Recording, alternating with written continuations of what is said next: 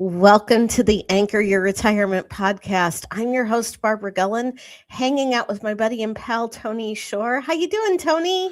I am so good today, Barb. I'm excited to be here. We were looking at some of your great pictures from your trip Yes. last week. Yes. I didn't get a chance to talk with you last week much No, because you were away in Mexico. Now, it was part business. You were it was hanging part out with business. some great financial minds and other top advisors from around the country and Yes. had some business meetings, but also some fun the way it looked. I saw a Oh, beach yeah. in some of those pictures. Oh, yes. Yes. If you're going to get me that close to the ocean, I have to get to the beach. Yes, of course. Of course.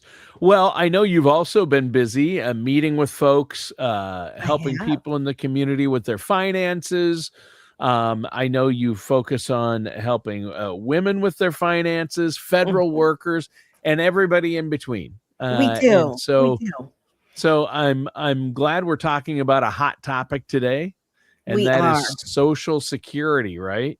Yes, or I mean, they've been calling it social insecurity behind the scenes for years. Yeah, especially lately.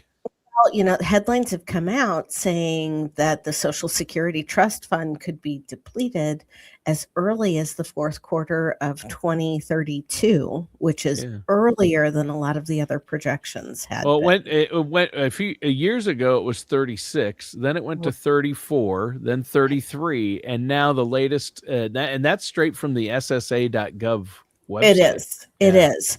And, interestingly, as I was doing a little bit of research for this week's podcast, did you know this is not the first time we have had the alarm bells going off about the Social Security Trust Fund running out of money? Oh, I believe me, I know. I found stuff as early as 1983 was the last time that they were in a real panic about Yeah, this. Reagan actually made changes to He shore did. it up so it would last longer. They've made changes. They've raised the full retirement age in the 80s under Reagan, That and they was yeah, that was when they did that, and I think that during the Clinton administration was when we had our last payroll tax increase for Yeah, they Social increased it to Security. like 6.2 Mhm. for the employee and 6.2 for the employer. Or if So you're self-employed, you get to pay all 12.4. 12.4. Yeah, 12.4. And they had bumped it up before it was lower than that. Mhm. And so but why they haven't made any changes since because it's this deadline is looming, and the closer we get the more expensive it becomes to fix it, the It harder it is. So it really does. I mean, it's like we talk about, let's use another analogy. Let's talk about taking a trip to the moon and the okay. trajectories that they have to plan with that.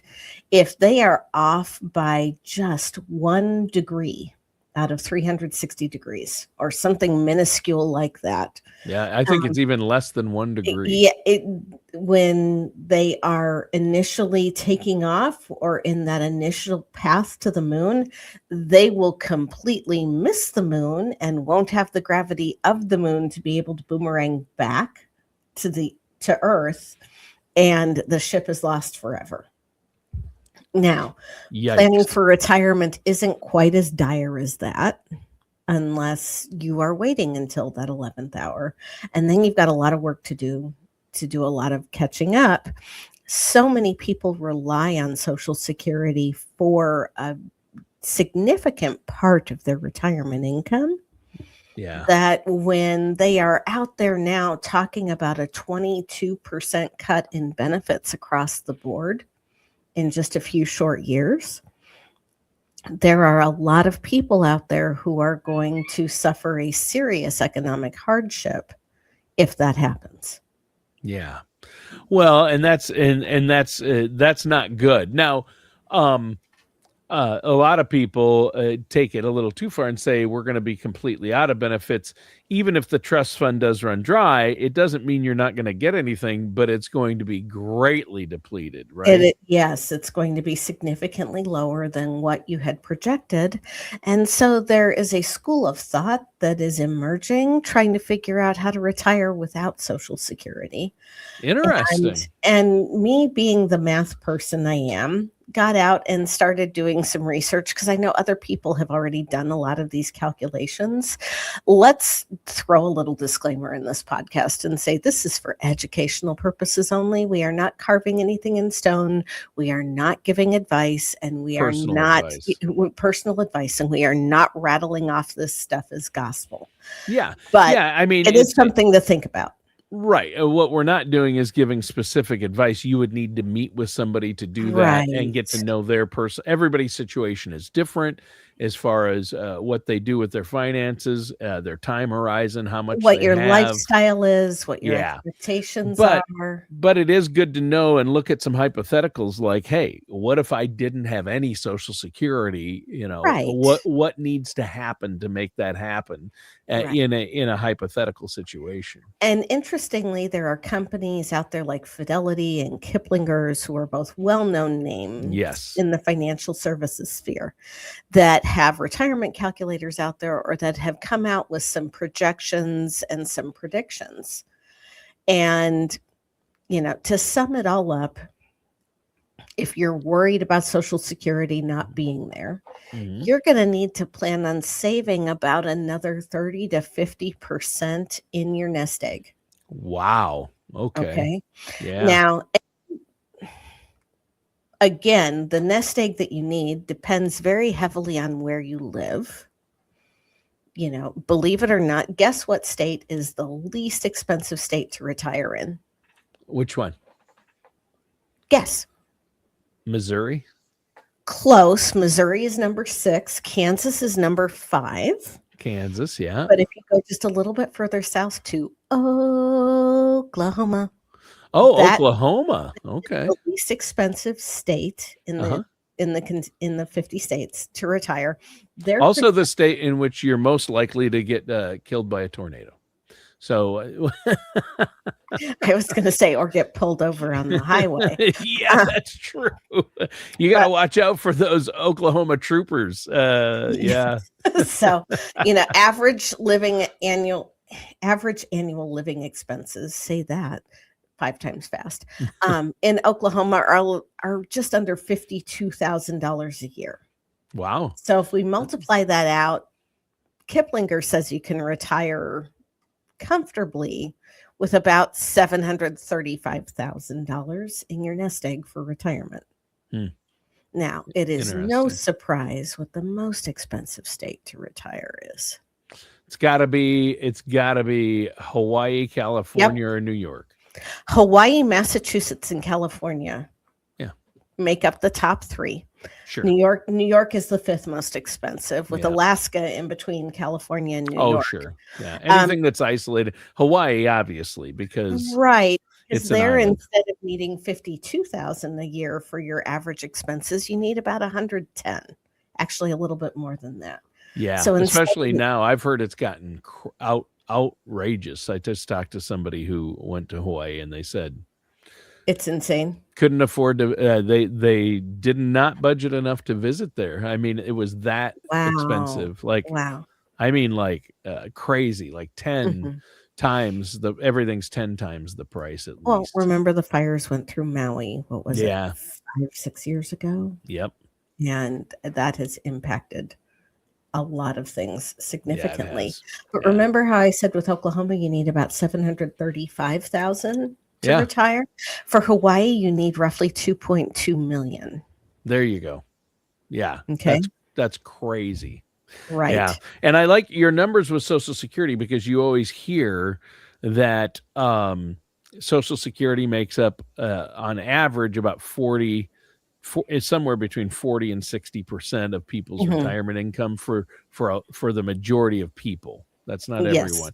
So you figure you're going to need 40 or 50% more in your retirement accounts if you don't have Social Security. That makes sense. Right. And, it's easier to make those adjustments the younger you are because you have compound interest and time value of money on your side. Yes. So, if you're listening to this podcast and you're in your 40s or in your 50s and going, how am I going to do that? I'm going to put in a shameless plug and say you need to be working with a fiduciary financial advisor Yes. to figure out how to make your money work for you, and changes that you can make in your spending habits or in your lifestyle to actually make yourself a little bit more independent of what Social Security is or is not going to be providing to you Right. once you retire. Right. Right, and you never know where it's going because the way things have been, nobody stepped up to fix Social Security, and the longer it goes, the worse it's going to get. Yeah, Um, they have not, and I truly believe that it's because the 537 or so people in DC that we elect to actually represent us all know that they are going to be basically writing their own pink slip once they make these adjustments to Social Security, unless the American people really realize that this is a necessity. oh yeah, I mean, you can. I mean, that's why it would take like a lame duck president in their last term to spearhead it because And force the issue. Yeah. yeah, that force the issue and, say, "Hey, I'm gonna go out on the legacy that I saved Social Security by raising the full retirement age, Right. raising the, payroll tax The on for withholdings. Social Yes. Security, and maybe eliminating the cap on how much can be taxed for Social Security." If we and doing all of those things would definitely prolong the life of the Social Security Right. Trust Fund. Yep. And, for people like myself who end up making an income that exceeds that annual limit, it's a small price to pay, Yeah. I mean, and most I'm people, sure if there you're are ma I other mean people of other schools of thought that yeah, say I can sure. do better with my money than the government can. Probably true. I Yeah. mean, we Yeah, have I seen a mean whole lot of stupid, careless spending. sure, it's probably true, but our country, if you care about the country and people, you need Mhm. some type of safety net, and Right, we've come to rely on it because there are no longer pensions. I mean, right. but if you're making over $200,000 a year, if you're making $500,000 a year, um, are you really gonna even notice that extra Social Security tax at that point? Let's talk about how the extra Social Security tax being deducted could actually take an high income earner and reduce their taxes, at least in the present, if you think about it. That's true. Um, but that's It's a another good point. topic. That's a Yeah, that's a topic for good another tax point. podcast with Yeah, probably somebody who's more of a tax expert than I am yeah, interjecting there. Either way, if you want to be independent of what the government says you're entitled to or claims they are going to provide you. And I will be honest with you, when you are pulling those reports right now for Social Security to find out what your estimated benefit is, the younger you are, the less accurate that number is going to be. yeah. For somebody like me who, gosh, I'm in the second half of my fifth decade now. Um, that number is going to be a little bit more accurate than my kids who are in their 20s. Either way, you owe it to yourself to make sure that you are building a lifestyle and a nest egg that, regardless of what happens in DC, you know that you can finance the retirement lifestyle that you are envisioning for yourself. Yeah. The best time to start planning for retirement was 10 years ago. The next best time is today. Yep. Yep. It's just the save early, save often theme, Mhm. isn't it? That you It always is. talk about. I mean, and that's really the solution to being able to retire without Social Security. But I'm glad you brought this up because we need to start thinking about it. I mean, as of right now, the last time I checked, the SSA.gov site said by the fourth quarter of 2032, like you said, benefits will need to be reduced. The trust fund will be depleted and benefits will decrease by at least 20%. And Right. that's their projections, right? And And you're right. And I that's just a guess. And yeah, it's around my birthday. So since the Social Security Administration no longer mails those reports every year like they used to save the trees and as a cost-cutting measure, I go out every couple of years and look at what my projected benefit is supposed to be. yeah. Well, happy birthday, by the way. I Thank forgot to you. mention happy birthday. We Thank are you. actually recording this show on your birthday. On my birthday. Yeah, happy Um, birthday, Barb. I so mean, 40 looks good on you. thank you. But your Facebook post said, I hope you enjoy your 30s. So I- apparently your glasses need to be cleaned. yeah. Yeah, okay. Anyway, um, when we are looking at this, retirement, despite the benefits of Social Security and Medicare, preparing for retirement is personal responsibility. And making Yeah. the most of your employer plans as well as living below your means and saving independently of those retirement plans is what is going to give you the best opportunity for a solid financial footing in retirement. Yeah. And especially if you are thinking about retiring before the age of 65, I would argue that you need to save even more than that additional 30 to 50% because you are going to need to fund your own health insurance in those gap years. And that can be very expensive. Yeah. Hugely expensive. And so, yeah, if you retire in there, the earlier you retire, the more you need. That's obvious, but a lot of people don't think about things like health insurance and covering that before you get to Medicare age, right? Yes. And as a fiduciary, I take time to do some pretty careful income projections and work with a team of certified financial planners.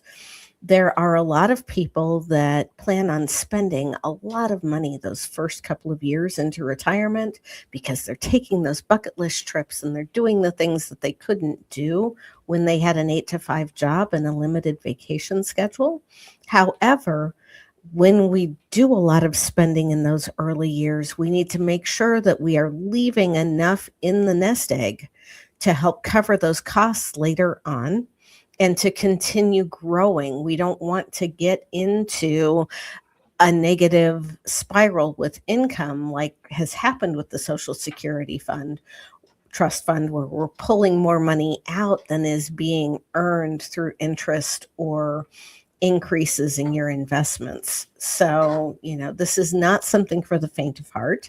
No. And even though Kiplinger's and Fidelity and other people out there are like a rule of thumb is you need to save 10 to 12 times your annual salary. And when you've got that saved, then you're ready to retire. My argument is that with the uncertainty of Social Security, it needs to be more like 12 to 15 times that annual income, Yeah. especially if you intend to maintain that same income level. There was the fallacy that you're going to spend less in retirement just doesn't exist. Nope. It, Especially the early years and then the right, very later years. Maybe in right, the go-go years you're going, you want to travel, right. take the kids to Disney World, go on that European cruise or travel the US going to Mhm. national parks. Everything costs money and every day is a Saturday. So you're going to spend a lot in That's retirement, right. especially during those early years. I can see that. But then when you slow down Yeah, the and slow go years. the slow go years, You you're might gonna reduce spend expenses yeah, then. I think people will reduce most people do reduce expenses in the slow-go Mhm. years, but the no-go years, that's when your expenses Expensive.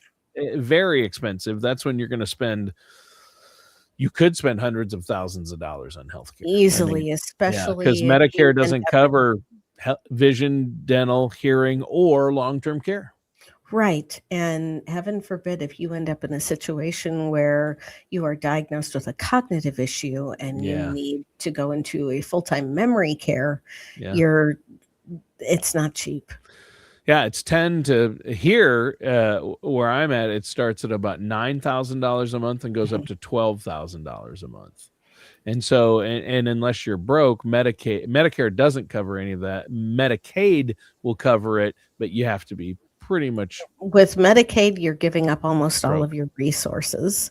Yeah. And with most states, if you are on Medicaid, they will allow you to keep your house and a car. But when the second person in a couple dies, if you're married, the state is going to have a lien attached to that house. So Yeah. when So the you're not kids going to go be to able to sell the leave it to house, family. you're Yeah. not going to be able to leave it to family. If you are dead set, no pun intended, on leaving a legacy for your kids or your grandkids, you really need to loop in the help of a financial services professional, a Yes. fiduciary who understands how all of this works. Yep, exactly. I think that's huge. Well, great topic today, and as always, God bless Social Security. God bless Social Security. Right? Yeah, Right. yeah. And if anybody has any questions for what they've heard today, they can always reach out to our offices. We offer those complimentary consultations. You can go to our website, anchoryourretirement.com. We'll get you some of our archived podcasts, but going to bgwealthmanagement.com gives you an opportunity to sign up for one of those no cost, no obligation consultations. Or if you feel like doing it the old fashioned way and picking up the phone, call us at area code 913 553 6222. Select option 4 from the automated attendant. Sorry that we don't have a live person answering the phone. We're going to grow up one day and get there. But that will get you to a live person just from pushing one button, option 4. And Christina or another member of our team will get you on the calendar to meet with a fiduciary advisor and help you get the lay of the land with where you are for retirement. Awesome. Well, great show. And Thanks, it is Stephanie. an interesting question to ask. Can you afford to retire without Social Security? Barb, some wisdom there. Work with a financial professional. Get the answers that are personalized for your situation. Again, 913-553-6222. And that does it for today's episode of Anchor Your Retirement with our host, Barb Gullen. We'll see you soon.